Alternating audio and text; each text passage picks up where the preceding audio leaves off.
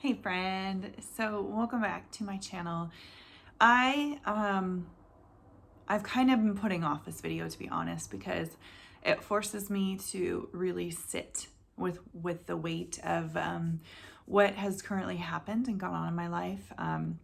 For those of you who don't know, I was married for 21 years, now divorced. 2020 has been a year of growth. Try not to make it negative, because there's so much good that has come from this year. And so, but it's been really hard. It's been a really, really hard year for me and my kids. And my family is just kind of doing the best that we can. So I thought I would make a video on how am I really doing. And my videos, I don't want them to go in a direction of negativity or spite or anger. That's just not who I want to be as a human being. And so anyway, so this video is going to be how I'm doing emotionally, spiritually, and physically, and as well as just some ideas and ways that I pour into myself. So, and these are things that have honestly sustained me because emotionally, this has been just such a rough, raw year. Not only, did I go through a divorce, but I'm estranged from some of my family members, and we're living in a fairly new town. And the last couple years, we made a big move and changed churches and schools, and there's just been a lot of change. And then recently we evacuated for the fires. The girls and I did for the fires in Oregon for 2 weeks, and just my emotions have been all over the place. I see the goodness of God, and we'll cover that spiritually, how he has carried me. Honestly, I don't know how I would have made it through everything that I've come through without him. I need him in my life. He is the only thing that has carried me through, who has given me permission to just emotionally check out sometimes. Sometimes it's just too much. And I could be really happy emotionally, and then the next moment I'm sad because of grief and the weight of how much life has changed. It just gets to me. So the pressure. But I think it's also such a great opportunity for me to care for me. And honestly, until a year ago, I had no idea I even had emotions.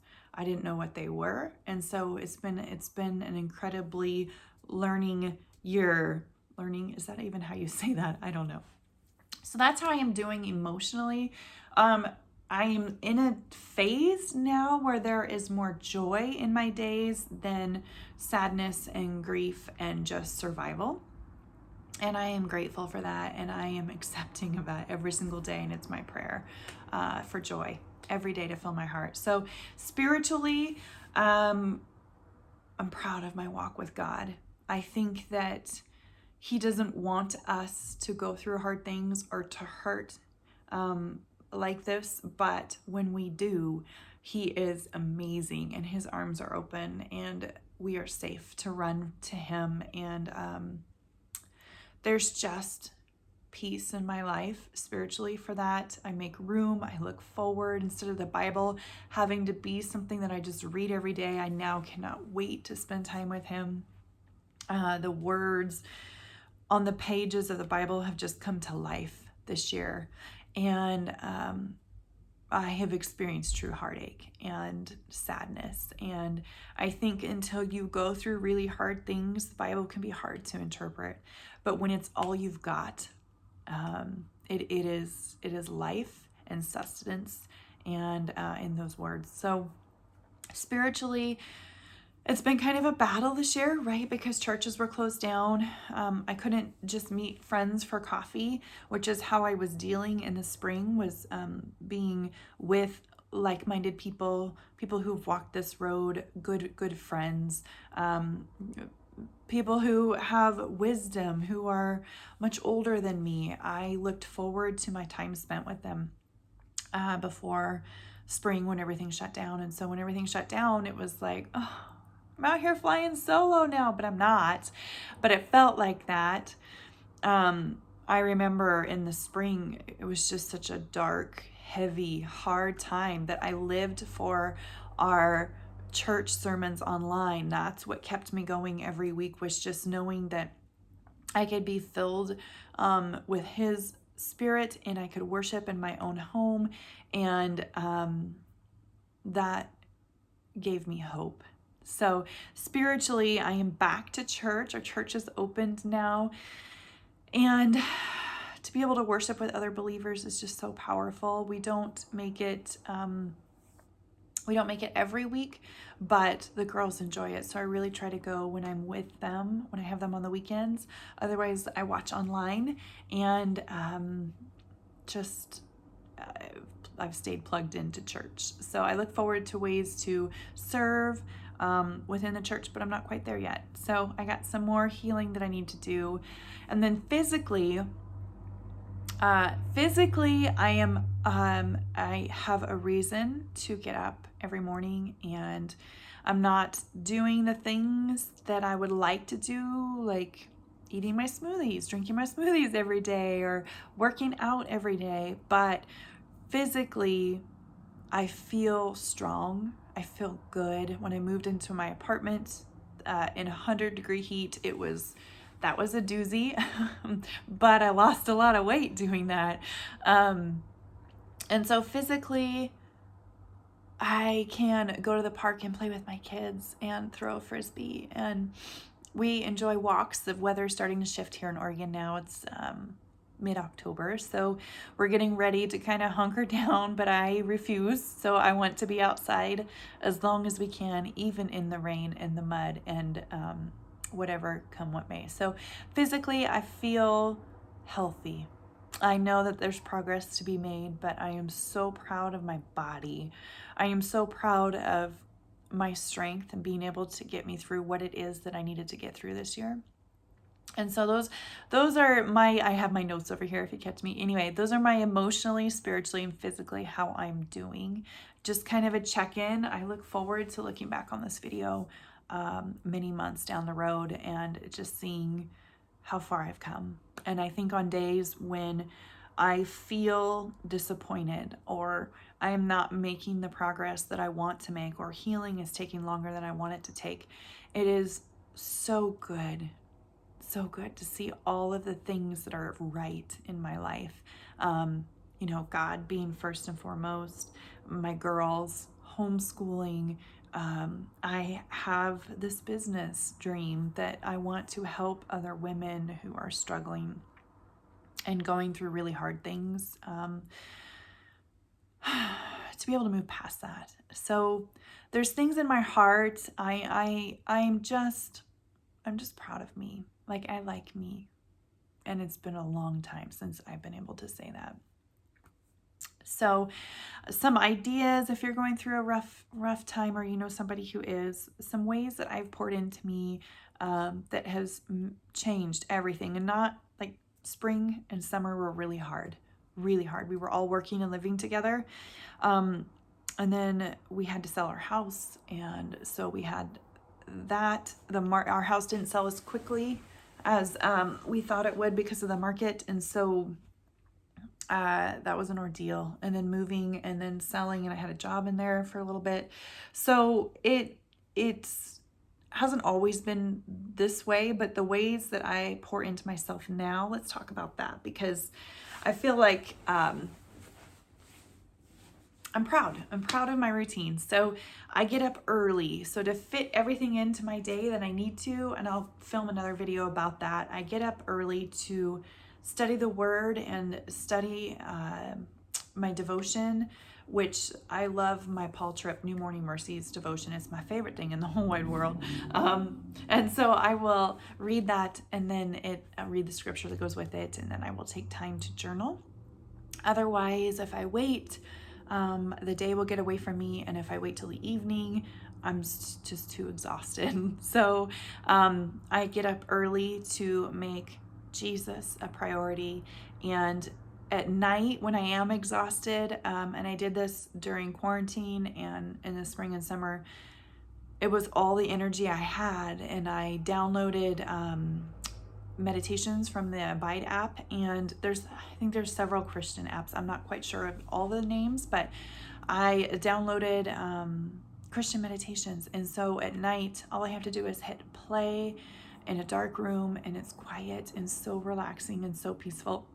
My girls, it was originally meant for me, and then my girls started coming in and wanting to be a part of that too, because anxiety has been a little high, and this has really helped with that. So we still cuddle in my bed at night and turn off the lights, and all four of us are laying there and we listen to meditations, and it is changing our life.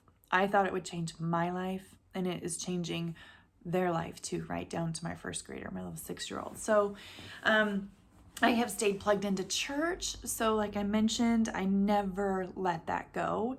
I think when you're going through hard times, the enemy will attack double and triple, and you have to be strong enough to withstand that. And so church did that for me every week. It still does. If I'm not in person, I am online watching church. And I think just filling my mind with every good thing that I possibly can. It's, sermons on YouTube or things that friends will text and send to me, just blog posts and videos that I should watch, and worship music. I have never been so more into worship music than now. I don't get to spend a lot of time in the car.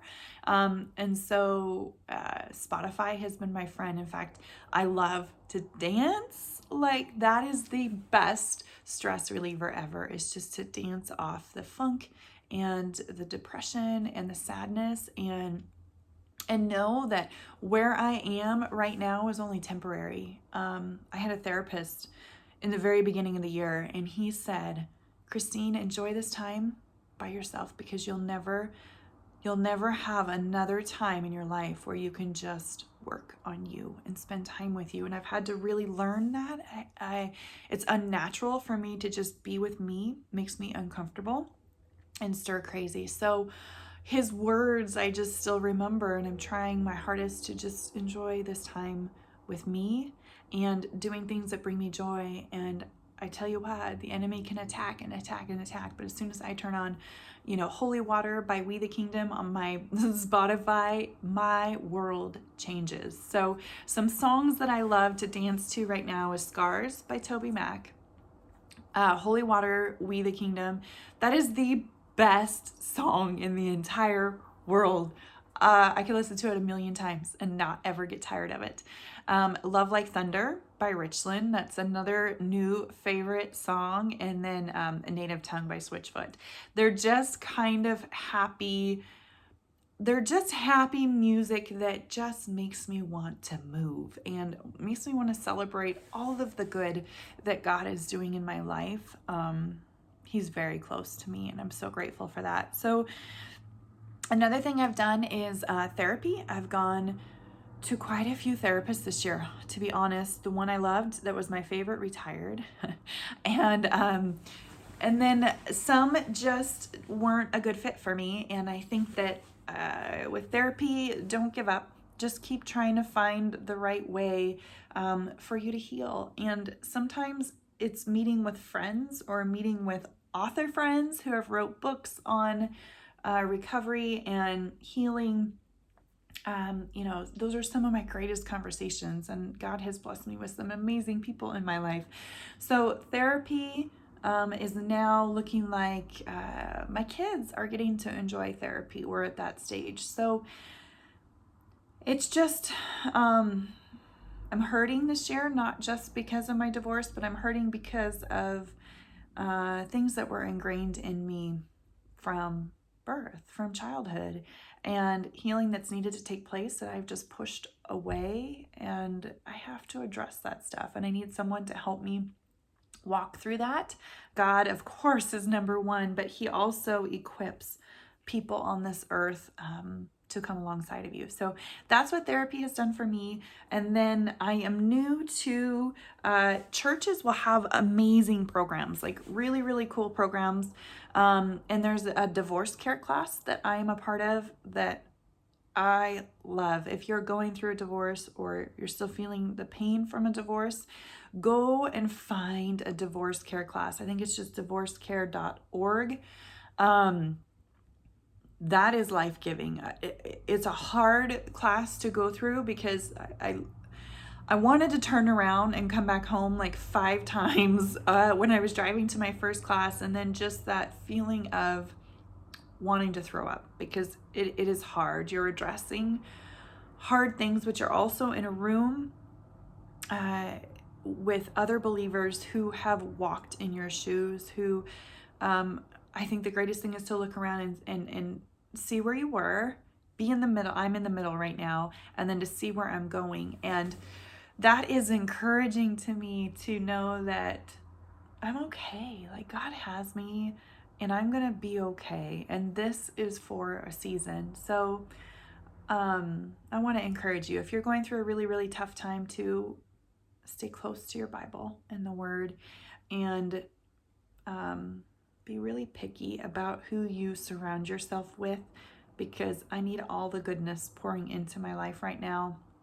And my friends have done that for me, and strangers that have just handed me their phone number and said, I know what you're going through and I want to help you and I want to pray for you. And I think that the goodness of God needs to be talked about more in these situations, instead of, yeah, it's sad and it's emotionally hard, and there's a part of me that is breaking apart that, was a part of my life for a really long time that will forever be severed. It isn't like, you can put Neosporin or essential oils on it and in a week it will be healed. It's a forever thing. And so it's going to take time. And I think with me, I'm just giving myself the grace and not to be in a hurry. And I do get in a hurry because I want the healing to take place and be done now. But that's not how it works. So hopefully this was encouraging. Hopefully it updated some of you on how I'm really, really doing. Change is daily, but these are kind of in a nutshell how I'm really doing right now. Maybe I'll film more of these down the road because I'm totally different than how I was at the beginning and handling this at the beginning of the year. So anyway, I love you guys. Thanks for watching. Any questions, go ahead and leave them down in the comments below and I will respond. I'll talk to you soon. Bye.